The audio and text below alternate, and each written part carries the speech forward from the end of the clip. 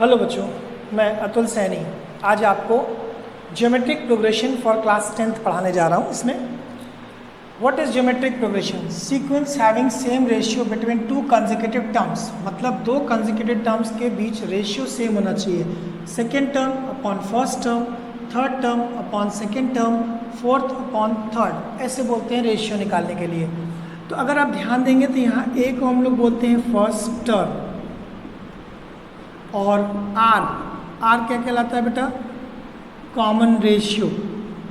Common ratio कैसे निकालते हैं? Second upon first is equals to third upon second and so on. This is called common ratio. आप ध्यान दीजिए यहाँ कॉमन रेशियो कितना है? 2।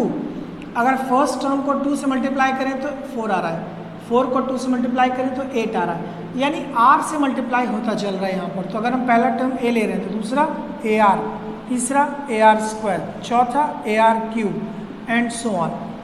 इस तरह से हम जीपी असेंडिंग ऑर्डर में या डिसेंडिंग ऑर्डर में लिख सकते हैं, डिपेंड्स ऑन आर। अब देखिए, मैंने बोला ए पहला टर्म, दूसरा टर्म ए आर की पावर 1, तीसरा टर्म ए आर की पावर 2, तो nth टर्म कितना हो जाएगा? एक लेस, यानी A are N minus 1। This is called nth term of GP. इसे क्या बोल देंगे बेटा?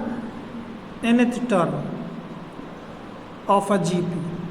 अब ध्यान दीजिएगा, अगर हमने आपसे बोला कि nth टर्म का फॉर्मूला सीख लिया मैंने, तो कोई भी सीक्वेंस हम निकाल सकते हैं। सपोज पहली सीक्वेंस जो लिखी थी, सपोज इसमें लिखा था 2, 4, 8, 16 and so on. Find 10th term.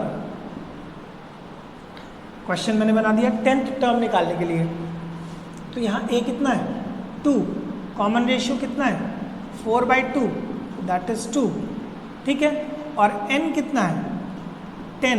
तो अगर आपने फॉर्मूला लगा दिया Tn बराबर ARn-1, ये फॉर्मूला सेट कर रहे हैं। अब आप वैल्यू रखिए T10, तो ये हो जाएगा AR9। एक लेस करके लिखा जाता है, हमेशा याद रखिएगा। 2 × 2 to the power 9, तो बेस हो गया 2 to the power 10। This is the 10th term of this GP.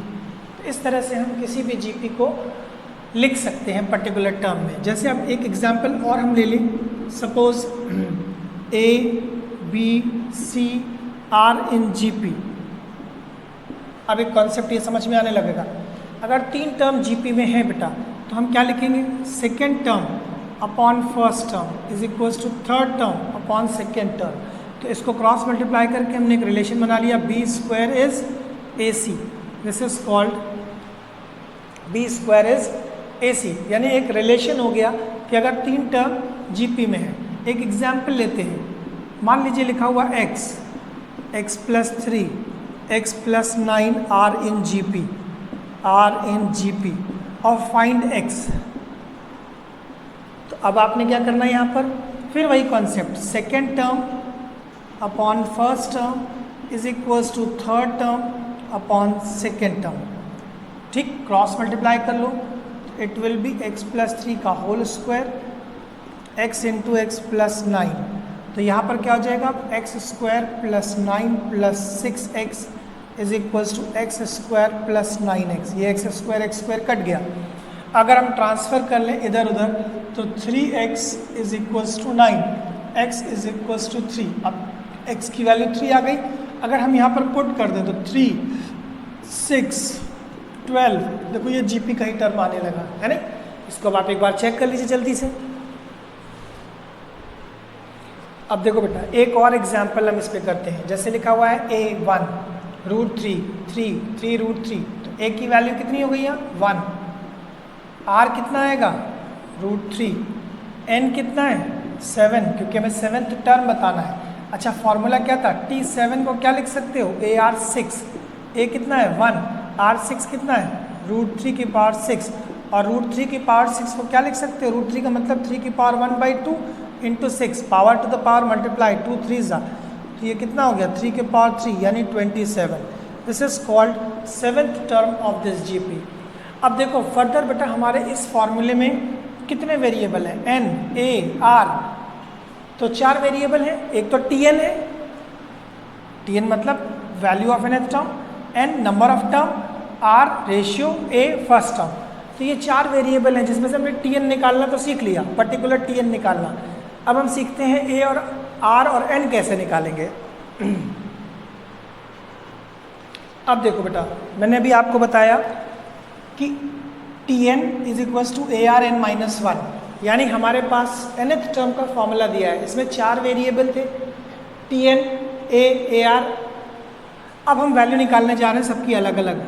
So find a GP whose 5th term is 48। तो 5th टर्म को क्या लिखते हैं, T5 is AR4 that is 48, equation 1। T8 AR7 is 384, second. अब हम क्या करेंगे, equation 2 upon equation 1, बस सिंपल सी बात, इक्वेशन 2 अपॉन इक्वेशन 1। एपी में हम ऐड और सब्ट्रैक्ट करके सॉल्व करते थे, यहाँ डिवाइड और मल्टीप्लाई करके सॉल्व करेंगे। तो जैसे ही डिवाइड किया आपने तो AR7 upon AR4 is 384 upon 48। ए और ए कैंसिल, ये से कैंसिल, तो यहाँ बचा R3। अब इसको कैंसिल करते हैं जरा हम, ठीक है। तो कैंसिल किससे होगा, 4 1 ज़ा 4 2 ज़ा 4 9 ज़ा 4 6 ज़ा, ठीक है, 4 3 ज़ा 4 2 ज़ा 4 4 ज़ा 3 8 ज़ा, यानी R³ इज़ 8। तो R की वैल्यू 2 आ गई। जब R2 आ गया तो R की वैल्यू 2 यहाँ पुट कर देंगे तो A निकाल लेंगे हम, यानी A into 2 to the power 4 is 48। तो A की वैल्यू आनी चाहिए 3, है नी, 2 की पावर 4 यानी 16 3 ज़ा 48। तो A और R मालूम हो गए। अब हम GP निकाल सकते हैं, कैसे, A AR, ठीक है, और 12 ऐसे GP आ जाएगी हमारे पास। This is called a GP। अब दूसरा क्वेश्चन देखो, if third term of a GP is 4, third term of a GP is 4 मतलब T3 इज AR², इसकी वैल्यू कितनी दे रखी है, 4, छोड़ दो यहाँ पर। अब बोल रहा है प्रोडक्ट ऑफ फर्स्ट 5 टर्म, तो A into AR into AR² into AR³ into AR4 is, इसकी वैल्यू बतानी है। तो 1 2 3 4 5 टर्म हो गए, तो यानी A की पावर 5 और R की पावर कितना हो जाएगा बेटा, 1 3 6 10। तो ये हो गया A5 यानी AR² टू द पावर 5। तो AR² की वैल्यू कितनी है, 4 टू द पावर 5। सॉल्व कर लेंगे इसका, तो ये आ जाएगा हमारा प्रोडक्ट ऑफ फर्स्ट 5 टर्म। अब थर्ड क्वेश्चन देखते बेटा। थर्ड क्वेश्चन में क्या है, विच टर्म, अब की बार हमें n फाइंड करना है। तो n की वैल्यू कितनी हो जाएगी बेटा, a है 3, कॉमन रेशियो, बस बहुत ध्यान से करना, a है 3, कॉमन रेशियो है -6/3, विद साइन लेकर चलेंगे तो -2 आ गया। लास्ट टर्म दे रखा है Tn, दैट इज -384, ठीक है भाई। अब हम वैल्यू रखते हैं, तो Tn is equals to ARn-1, तो -384, A है 3 और R है -2 टू द पावर n-1। 3 से इसको डिवाइड कर लेते हैं, तो 3 1 ज़ा 3 एंड 3 2 ज़ा 6, 3 8 ज़ा, ये हो गया। ये -2 की पावर 6 हो गया, तो -2 की पावर n-1, n-1 बराबर 6, n बराबर 7, यानी 7th टर्म विल बी -384। ठीक है, चेक कर लो जल्दी से साथ तीनों क्वेश्चन आप। अब देखो चेक करने में एक मिस्टेक मिल गई हम लोगों को यहाँ पर, ये 3 की पावर -2 की पावर 7 होगा, तो ये वैल्यू कितनी हो जाएगी 7, यानी ये हो जाएगा 8, यानी 8th टर्म विल बी -384। अब देखो बेटा, अब हम नेक्स्ट कॉन्सेप्ट सीखते हैं nth term from the and. अगर हमें एंड से nth टर्म निकालना हो, यानी कि अगर हम जीपी स्टार्टिंग के बजाय रिवर्स ऑर्डर में फाइंड करने की कोशिश करें, तो जैसे ये एल लास्ट टर्म जिसको हम Tn कहते हैं, Tn लिखना थोड़ा सा टिपिकल लगता है, एल लास्ट टर्म लिख देते हैं इसको, ठीक है। अगर हमें बैक साइड से निकालना है पर्टिकुलर टर्म, तो हमारा डायरेक्ट फॉर्मूला होता है nth टर्म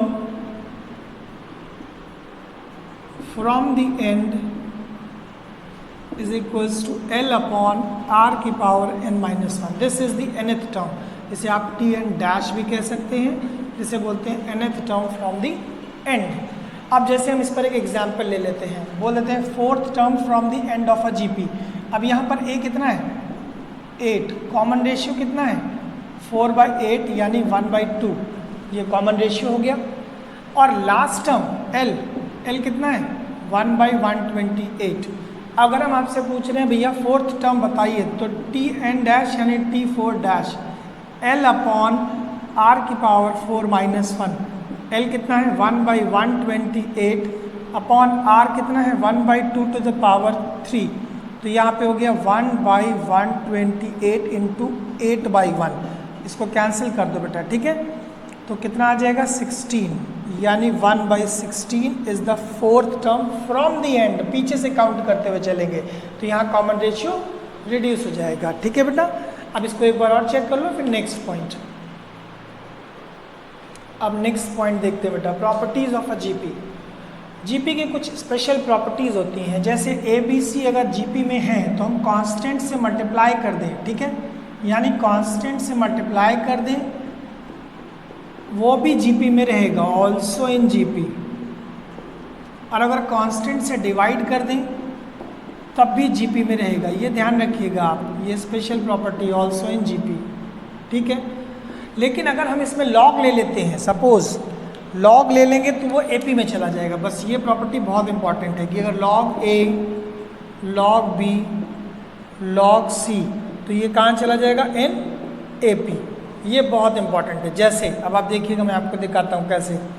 जैसे लिखा हुआ है 2, 4, 8, 16, ये जीपी है, इसको मैं 3 से मल्टीप्लाई कर दूँ, मल्टीप्लाइड बाई 3, मल्टीप्लाइड बाई 3, तो 3 से मल्टीप्लाई करने पर 6, ठीक है, 12, ठीक है, 24, 48, तो ये भी तो जीपी में ही है बेटा, यानी मल्टीप्लाइड बाई 3 करने पर जीपी में है। अगर डिवाइडेड बाई 2 कर दें तो 1, 2, 4, 8, अभी ये भी जीपी में है, ठीक है कि नहीं। अब अगर हम इसमें लॉग ले लें तो log 2, log 4, log 8, log 16, ऐसे लिख लिया। एपी की प्रॉपर्टी क्या होती है, second term minus first term. AP की कंडीशन होती है कि log 4 माइनस log 2 निकालेंगे तो कितना आएगा log 4/2, log 2 बचा। फिर आपने कहा sir 1 minute log 8 minus log 4 कर लो, तो ये भी आ गया log 8/4, ये भी log 2। तो जब कॉमन डिफरेंस सेम होता है तो उसे हम एपी ही तो कहते हैं, ठीक है कि नहीं। एक बार और इसे क्रॉस चेक कर लो, ये प्रॉपर्टीज ऑफ जीपी, हम इस पे भी न्यूमेरिकल लगा लेते हैं। अब देखो बेटा, प्रॉपर्टीज ऑफ जीपी पर हम एक न्यूमेरिकल ये लगा कर देखते हैं। जैसे क्वेश्चन लिखा हुआ है a to the power 1/x is equals to b to the power 1/y is equals to c to the power 1/z, ऐसे लिखा हुआ है। ये तीनों टर्म इक्वल है और a b c जीपी में है। अब ध्यान से देखिएगा, अगर हम इन तीनों को a to the power 1/x, b to the power 1/y, c to the power 1/z को k ले लें, तो ये वाला जब a to the power 1/x बराबर k लिखोगे तो a की वैल्यू कितनी आ जाएगी k to the power x, ये आ गई। ऐसे ही b to the power 1/y को k लिखोगे तो ये पावर रेसिप्रोकल हो जाती है, तो b की वैल्यू आ जाएगी k to the power y। ऐसे ही c की वैल्यू आ जाएगी k to the power z। और क्योंकि a b c जीपी में है तो कंडीशन क्या होती है, b² बराबर AC, ये प्रॉपर्टी मैंने पहले ही लिखवा दी थी। अब b² का मतलब हो गया k to the power y का square is equals to k to the power x into k to the power z। ये दोनों बेस सेम है, पावर्स ऐड हो जाएंगी x प्लस z, और ये 2y हो जाएगा, यानी k to the power 2y is equals to k to the power x plus z। तो यहाँ से कंडीशन आ गई 2y बराबर x प्लस z। तो ये x y z AP में ही तो कंडीशन होती है कि अगर 3 टर्म AP में है तो मिडिल टर्म का डबल बराबर x प्लस z। तो ये क्लियर हो गई बात, तो ये AP में कहलाएंगे तीनों टर्म, ठीक। अब सम ऑफ जीपी अगर हमें पढ़ना हो, जीपी का सम निकालना हो, अभी तक हमने पर्टिकुलर टर्म निकाला, प्रॉपर्टीज ऑफ जीपी देखी, अगर हमें सम ऑफ जीपी निकालना है तो सम के लिए डायरेक्ट फॉर्मूला होता है Sn is equals to a r to the power n-1 upon r-1, जहाँ पे modulus of r greater than 1 यहाँ पर होगा। a 1 - r to the power n upon 1 - r modulus of r less than 1, this is called S n. ठीक है, अगर हमें S infinite निकालना है, इनफाइनाइट टर्म का सम जीपी का, तो ए अपॉन 1 माइनस आर, यहाँ पर भी मॉडुलस आर लेस देन 1। ये 3 फार्मूले आपको याद रखने हैं सम ऑफ एन टर्म्स के। इनको थोड़ा सा हम रिड्यूस करके भी सिखाते हैं। रिड्यूस कैसे करते हैं, जैसे जो टी एन होता है बेटा, टी एन को क्या लिखते हैं, ए आर एन माइनस 1, इसे हम लास्ट टर्म लिख देते हैं क्योंकि एल ईजी होता है लिखना, और इसको ए आर एन लिख कर आर की पावर माइनस 1 अलग कर लिया, यानी कि ये आर की पावर माइनस 1 स्प्लिट हो गया। इसको लिख दिया एल ए आर एन, और आर की पावर माइनस 1 को अपॉन आर लिखा, क्रॉस मल्टीप्लाई कर लिया। तो यहाँ से ए आर की पावर एन का फॉर्मूला मिल गया एल इंटू आर, एक रिलेशन ये मिलने में हमें आ गया। ठीक है, अभी हमने एस एन का फॉर्मूला लिखा, ए आर की power n minus 1 upon r minus 1। अगर हम ब्रैकेट ओपन कर दें तो a are N minus a upon r minus 1 बचेगा। ए आर की पावर एन, इसे क्या लिख देंगे हम लोग, एस एन, यानी L r minus a upon r minus 1। इस तरह भी हम सम ऑफ एन टर्म्स निकाल सकते हैं। सिमिलरली अगर हम दूसरा वाला लिखना चाहें तो A minus L R upon 1 minus R, ये भी सम ऑफ एन टर्म्स होता है। ठीक है, ज़रा ये दोनों फार्मूले समझ लो, फिर हम इस पर भी एक एग्जाम्पल लगा कर देखते हैं बेटा।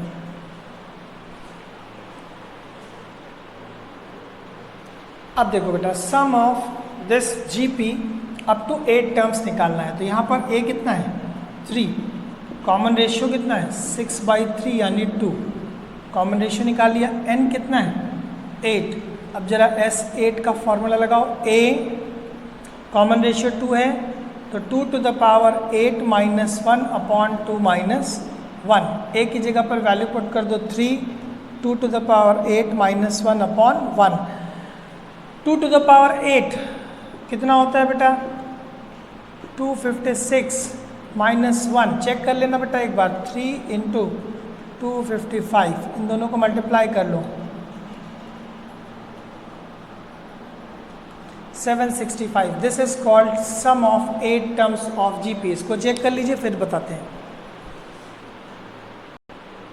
ठीक है ना बच्चों, तो इस तरह से हमने आपको पूरा जीपी का थोड़ा सा रिकॉल करा दिया। अब इसमें हम नेक्स्ट वीडियो में आपको इस पर न्यूमेरिकल भी कराएंगे और कुछ स्पेशल क्वेश्चंस भी करा देंगे। ठीक है, आज के लिए इतना रखते हैं। थैंक यू बेटा।